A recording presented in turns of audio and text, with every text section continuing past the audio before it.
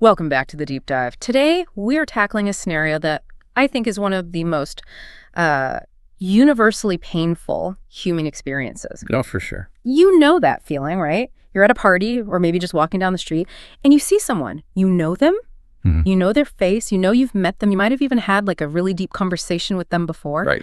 But as they get closer, you realize with just absolute horror that the slot in your brain where their name should be is completely empty. It is the social equivalent of the blue screen of death. Your system just PFT crashes. Exactly. It's total panic. And we usually treat this as like a personal failure, right? We think, oh, I'm a bad person, or I'm so rude. Yeah. Or my memory is failing me. Exactly. But today, we're going to kind of flip that script. We've been looking at some really fascinating stuff, from practical guides to even some communication coaches. And what's so interesting is that they don't just offer you a way to, get by. They give you an actual toolkit. We're going to look at these little tricks to get the name without asking the specific phrases that just kill the awkwardness. And this is my favorite part, the actual science of why your brain is just wired to fail like this. Oh, that science part is wild. I can't wait to get to the Apple versus Brad thing. But let's start with the immediate crisis. You are standing in front of someone, the name is gone, you have about 3 seconds to act. What's the absolute best first move? Well, the general feeling across the board from experts and, life hack articles is that the most efficient move is the one we are usually too terrified to make. Which is? It's the direct approach. Oh, that sounds like a nightmare. You mean just admitting it? Feels like a nightmare, yeah, because we assume the other person will be insulted. We think, if you forgot my name, you just don't care about me. Right. But one communication expert, Jeff Mowat, he makes this great point that the longer you wait, the worse the insult actually becomes. Oh, I can see that. If I talk to you for 20 minutes, ask about your kids, your job, and then at the end say, by the way, who are you? That's just devastating. Exactly. Whereas if you ask right away, like in the first 10 seconds, it's just a brain glitch. It's a lapse in memory, not a lapse in care. So the strategy is to just rip the bandage off. Rip the bandage off. But, and this is the key, you have to do it with some grace. You can't just blurt out, who are you? Right, that's way too blunt. So how do we soften it? What are the magic words? Well, you need to bridge that gap between, I know you, and I forgot the label for you. And a phrase that comes up again and again is, I'm so sorry, can you remind me of your name? I like that word, remind. It's doing a lot of heavy lifting there. It implies, I had it, I value it, but I just need a quick refresh. Exactly. It frames it as a retrieval error. Another great one, a very natural idiom in English, is to say, your name has just slipped my mind. Slipped my mind. That's such a great visual. Like the name was holding onto a ledge in your brain and it just lost its grip. Precisely. It sort of externalizes the problem. It's not that you're bad. It's that the name was slippery. And if you want to be even more disarming, you can just take all the blame. How so? You can say, I am so sorry, I am terrible with names. Ah, that's a classic. It's not you, it's me. Defense. And it works. I mean, think about it. When someone says that to you, do you get angry? No, not at all. You usually just laugh and say, oh, don't worry, me too. Yeah. It turns an awkward moment into a shared human moment. That's true. There's another version of this I thought was really clever. Help me remember your name. Help me remember. That's collaborative. It changes the dynamic from I failed to let's fix this together. So for most social situations parties, running into someone, the takeaway is be brave, be honest, and just apologize quickly. But we all know honesty isn't always an option. Right. And this brings us to what I call the point of no return. This is when you've known the person too long. Maybe you've had lunch with them, you've met them 5 times. Asking their name now would be like a relationship-ending event. This is the danger zone.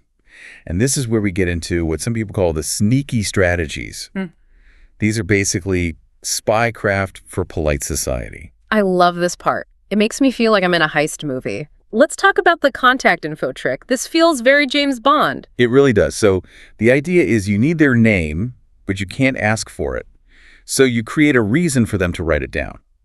You pull out your phone and say something like, hey, I want to make sure I have your current contact info. Can you put your number in my phone? And you just hand your phone over to them. That takes some confidence. You have to commit to the bit. You hand it over, open a new contact screen. The logic here relies on muscle memory. When people type their number into a contact field, they almost automatically type their first and last name in the fields right above it. It's just a habit. That is brilliant. You get the name, you get the number, and you can cover it up by saying, hey, we should grab coffee sometime. So it seems totally natural. It's seamless. But there is a risk. Some people are, lazy texters. They might just type in the digits and hand it right back to you. And then you're stuck with a contact in your phone labeled guy from party. Exactly. So if that feels too risky, there's always the spelling trick. This is a classic move, but it has a very dangerous trapdoor. The spelling trick, that's where you ask, how do you spell your name again? I just want to get it right. Yes. How do you spell that? Yeah. What if their name is something like Siaban or Jeffrey, where there are a bunch of different spellings? You look thoughtful. But I can see the trap coming a mile away. What if their name is Bob? Exactly. If you ask a man named Bob how to spell his name, and he just looks at you and says B-O-B, you look absolutely ridiculous. Oh, that's so embarrassing. You've not only revealed you forgot his name, but you might also be confused about the alphabet. So what's the recovery for that? Do you just run away? You don't have to run. You just have to pivot instantly. If they say B-O-B, you immediately laugh and say, no, I meant your last name. Ah, the last name save. That is so smart because last names are almost always harder to spell. It saves the whole interaction. Oh. Go, Smith, Right. S-M-I-T-H. Got it. You survive. But my personal favorite, and this one does require an accomplice, is the wingman strategy. This is the introduction trick. I use this one all the time. It's the most natural one, I think. If you're with a friend, you just use them as a tool. You run into the mystery person. You turn to your friend and say, oh, have you met my friend Sarah? And then social etiquette just forces the other person to introduce themselves to your friend. Exactly. They shake hands and say, hi, Sarah, I'm Dave. Yeah. You didn't have to ask anything. You just stood there, smiled, and listened. That is the smoothest one for sure. You're just using social rules to do the work for you. It's great. But all of these, the honesty, the phone trick, the wingman, they're mostly for social settings. We really need to pivot to the high-pressure zone work. Yeah, this is where the anxiety really spikes for me. Forgetting a client's name or a colleague's name isn't just awkward. It feels, unprofessional. It really does. And there was some specific advice about what not to do here. Yes. In a casual setting, if you forget a name, you might fall back on those little terms of endearment. Hey, buddy. Hey, man. What's up, dude? Hey, honey, how are you? Right. But the guidance for professional environments, especially in some business cultures, is to avoid this at all costs. Calling a colleague honey or sweetie because you forgot their name can come across as condescending or even offensive. It's just too intimate for the workplace. It kind of diminishes the person. It does. So if you're stuck in a business meeting, a better strategy is to use context clues. What does that look like? How do we use context? It means you go fishing. You ask questions that might trigger the name in your own memory or maybe get them to reveal it.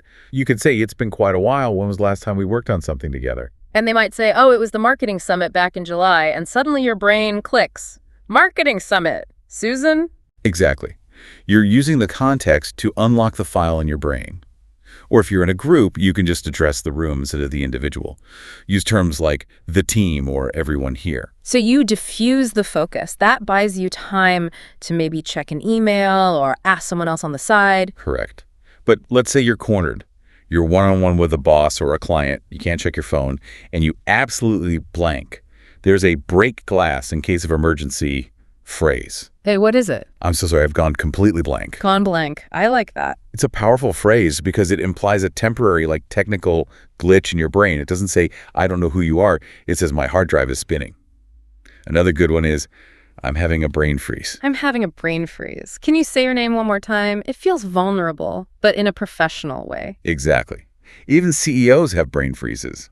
It happens to smart people. It sounds honest without sounding incompetent. Okay, so this brings us to the part I've been really waiting for. We've talked about the how, but I want to talk about the why.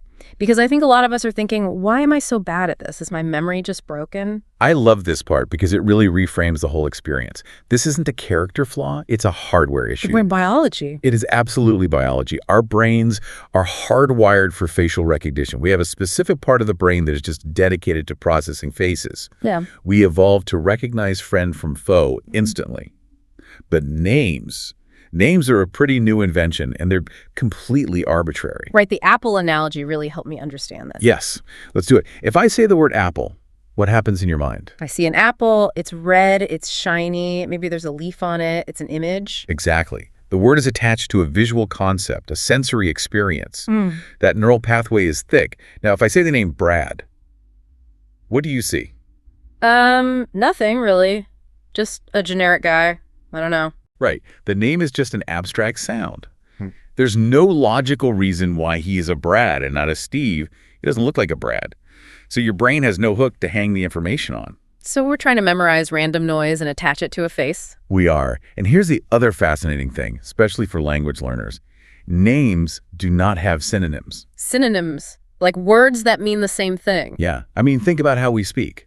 If you forget the word for car, your brain quickly finds alternatives.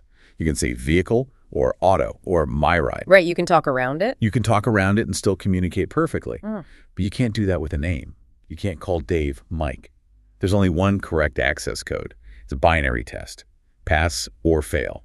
That explains the anxiety. It's so high stakes because there's zero margin for error. It is an all-or-nothing retrieval task for an abstract piece of data. So really, don't stress. It's a production error in the brain. It's on the tip of your tongue, but the connection is just temporarily down. That really takes the pressure off. It's not that we aren't paying attention. It's that our brains aren't naturally designed for this. And so key native speakers struggle with this just as much as anyone else. It is a human condition, not a language issue. If you are learning English, please do not think this means your English is bad. It just means you have a human brain. So if we were to boil all this down to a sort of emergency kit for forgetting names, what would be in it? I'd say there are 3 tiers. Tier 1, the social safety net. In most settings, just be honest and be quick. Use a phrase like, "I'm so sorry, can you remind me of your name?" Mm-hmm. Or, "Your name has slipped my mind." It stops the awkwardness right away. Okay. Tier 2, the spycraft. Right. If you can't ask, use the tools. Hand them your phone for the contact info trick. Or use the wingman maneuver to force an introduction. And just remember, if you use the spelling trick, have that last name pivot ready. Just in case they're named Bob. Just in case. And tier 3, the professional shield. In business, stay professional. No honey or sweetie, use context clues, or just admit to a brain freeze. And finally, I guess, is the mindset shift. Just forgive yourself. Your brain is fighting biology. Forgetting a name doesn't make you a bad person. Absolutely. And here's a final thought. We panic about forgetting a name because we think the other person is standing there judging us, analyzing our silence. But you know what's probably happening. Let me guess. They're panicking too.